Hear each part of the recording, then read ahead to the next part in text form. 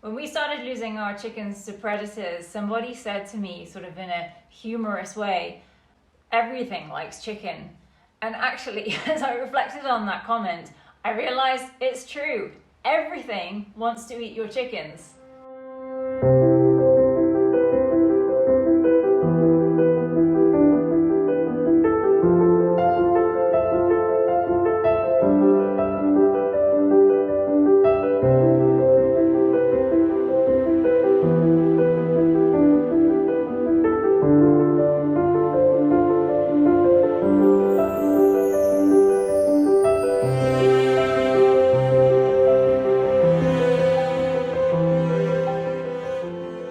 When you're farming and homesteading and raising livestock, it's like putting up a billboard advertisement for the local wildlife. And actually, probably one of the hardest things about homesteading is learning to live in balance with the wildlife around you. Where we live in Missouri, we deal with 5 different predators that I'm going to talk you through based on our own experiences. Learning how to identify what you're dealing with is going to help you decide what you can do to minimize your losses. So when we started homesteading 3 years ago, the first predator that made itself known to us was a raccoon. Raccoons are absolutely lethal to have around when you keep chickens. They are smart, persistent, and actually very bold. Unfortunately, they hunt for sport and they carry diseases like rabies and distemper. In my naivety, I put a huge protest up when Caleb wanted to get rid of the first raccoon that I saw, and I learned a hard lesson. So here is how I learned to eat humble pie in the spring of 2020. So I'm eating humble pie this morning. I should have listened to my husband, but I didn't. So here's my public confession. We lost a chicken last night. It was the kids' favorite chicken, and it's been a sad morning.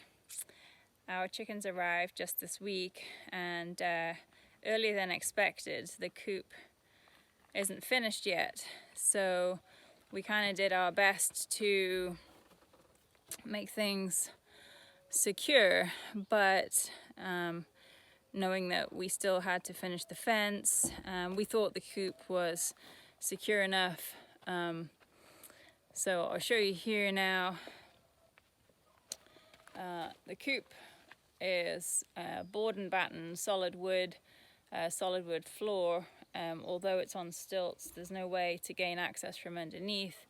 The hatch has got a raccoon-proof lock on it, and the only gap really is this tiny little gap here that we need to put the corners on. But we had a dead chicken inside the coop last night, and it seems that the raccoon that's been visiting got in. We think maybe he managed to squeeze his way through the tin, although I mean, I have no idea how he could squeeze through a gap that small. So we've got a trap set for him now. We've had the trap set for a couple days, and he seems to have been in it twice, but both times managed to get out. Or what I should say is that he set off the trap twice, and both times managed to have got the food that was there. So whether he's managed to pull it out through the sides, it's a baby raccoon that's been visiting us, and I've seen him during the day, which made me think that he's maybe an orphan, or his mama doesn't seem to be around, and if he's up in the middle of the day, something's wrong, because as far as I understand, they're nocturnal animals. What I didn't realize is how destructive raccoons can be. They will not only dig up lawns and mulch piles while they're looking for insects, but they will also empty your chicken feeders, they will turn things over, they will dig up young plants, they will raid your rubbish bins or trash cans, and really create a mess. This year, Caleb has been dealing with a persistent raccoon problem on our property. Hey there. So it's in the morning time, and for me, and we've been having some raccoons come around, and I can tell in the morning time. And I actually got rid of one a few days ago, and thought I got rid of the other one, but didn't. So at one piece of evidence that he's been around in the night is the tipped over. Like, I had some corn left in the feeder. I was gonna clean it out, so that's been gone through. And then the cat's dish, one of the cats is out there now. It was tipped over, so he cleans that out. He'll also go at the bottom of the chicken coop and dig around the bottom. Thankfully, the wire, the fence is buried down underneath. And where Miss Broody is kept in the orange one. So last night he dug here, and then he dug here, and he's probably going after the food that's left on the ground. But if he would have gotten into the box, which he wouldn't have been able to anyway. So that's what we're trying to protect. Right. And they're doing good.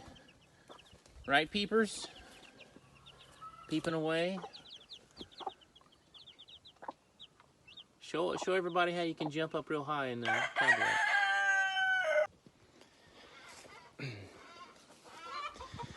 So he makes his way over here too. And obviously,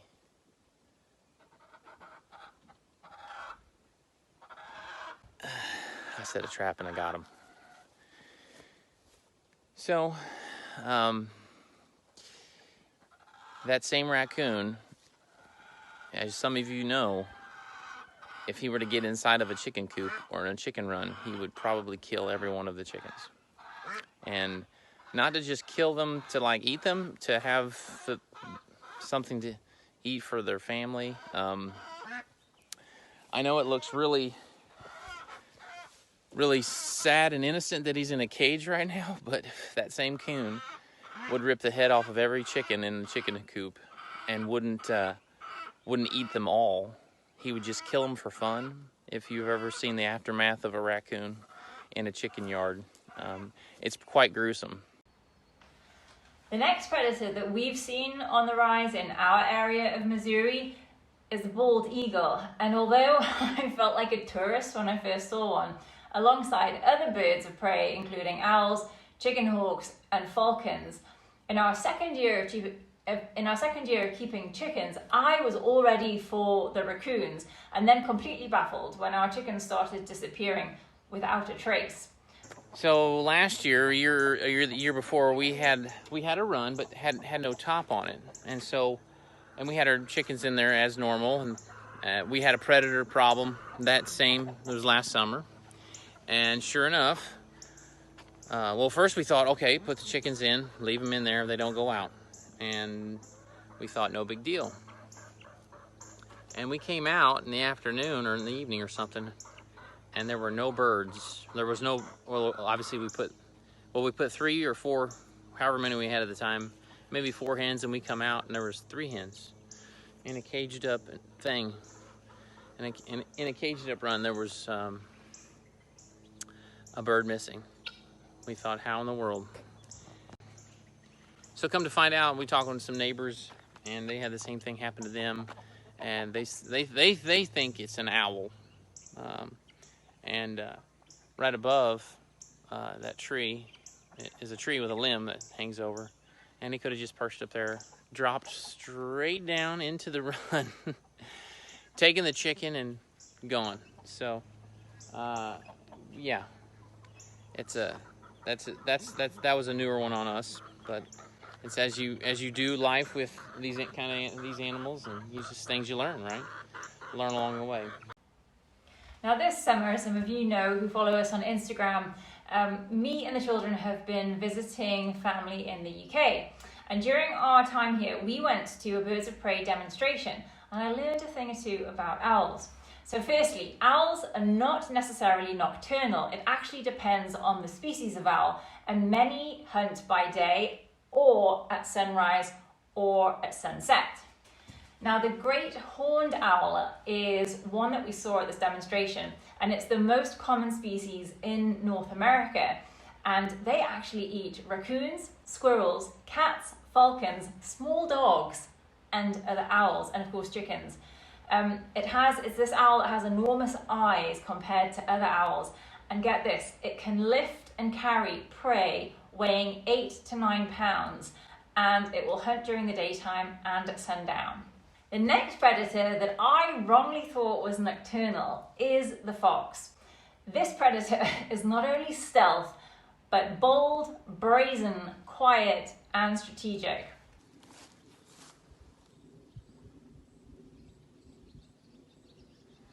It's not good.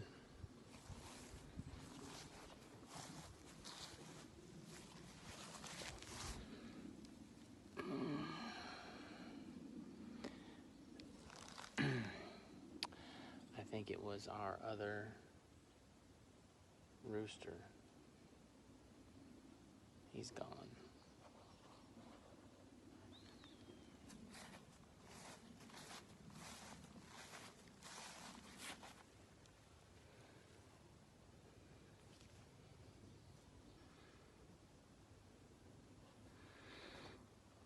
There's a trail of feathers on into the woods.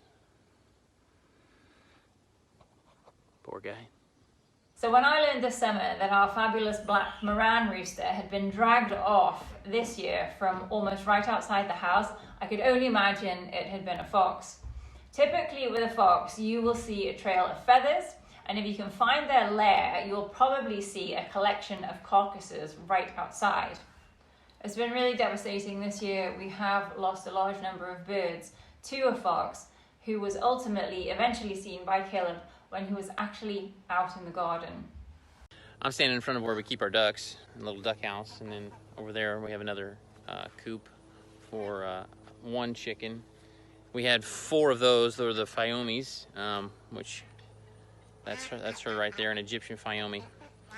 The story about them is I was watering the garden just in this area right here, and over there where the pergola, in front of the pergola I was watering, and I heard one of the chickens, one of the Fyomis, call out real loud, squawk and carry on. And sure enough, I went over there and there was a fox. I had to move because the duck was carrying on, but the fox had, by the time I got around, the fox had grabbed one of the Fyomis and just took off into the woods. And there's nothing I could do. I had picked up a zucchini. I had picked one and I just laid it to the side. I was gonna get it later, and I picked it up and I threw it at the fox, thinking like, hey, I'll try to get him to drop it or something. He had ran too far before I could even try to get anywhere near him. So while I was researching, I also learned that fox are pretty agile and they can climb trees and run up fences. So there is not much stopping them if your birds are not closed in. Our next predator is the coyote, and coyotes are more opportunistic than fox. What I read about them is that they tend to be nocturnal, and that certainly marries up with our experience. And I hear that they're more nocturnal when they're living in closer proximity to humans. Either way, I think the ones that are closer to us are more timid and definitely less likely to come close to the house during the daytime than our fox. I actually have some footage for you that I saved from last winter of the tracks that I saw in the snow. And they're very dog-like tracks. I actually saw 2 tracks running side by side. You'll hear me say on the clip that I thought it was a fox that I was dealing with, and that's just because I wasn't well familiar with what a coyote looked like. But after researching online images of the animal that I actually saw, it was definitely a coyote, being more of that reddish grey colour. And of course, the howling at night is a dead giveaway. So one of the things that I found this morning that I wasn't expecting to see this early in the year were prints which look like fox and fox cub. And I am going to see if I can pick them out and show you. And Caleb and I, we walked around and followed these trails, and they had been around the back of the house, around the front of the house, down the side of the house, all around the coops. For sure, the horses are seeing them at night, though I don't think they're any threat to the horses. They were up near the duck house and also in the, where I've got the Phiomies in the new mini coop. Thankfully, nothing has managed to get inside, but they're out. And then this morning when I went to let the horses out, I actually saw 2 fox. They were grey though. I know you get red and grey fox, and they definitely look more like a fox face. I was quite close to them. And they just took off down into the woodland. So to see 2 of them together, I'm assuming mother baby, but these prints were actually really big. So I'll see if I can show you them now. So here's quite a good example where you can see there's 2 animals running together, because one line comes down here and the other one goes down there. So they obviously were together here, and then they've sort of come in a side-by-side fashion. And so if you follow that around, it just goes straight shot over to the coop, almost like they knew where it was. So the last predator that we have in our area is a bobcat. Now, I've sighted one of these which actually ran straight across the road in front of me very early in the morning, and he had that classic white bobbed tail and the pointed ears that you see in the pictures. It was very early in the summer, and after that, Caleb and I were out late at night doing chores when we heard this very distinctive barking noise which they make. I wish I had got it on camera, but it was a little too close for comfort for me. I was a little bit scared. Caleb did want to go into the woods at night and investigate, and I followed him a little bit, but then I sort of lost my confidence. So here's what I did get caught on camera.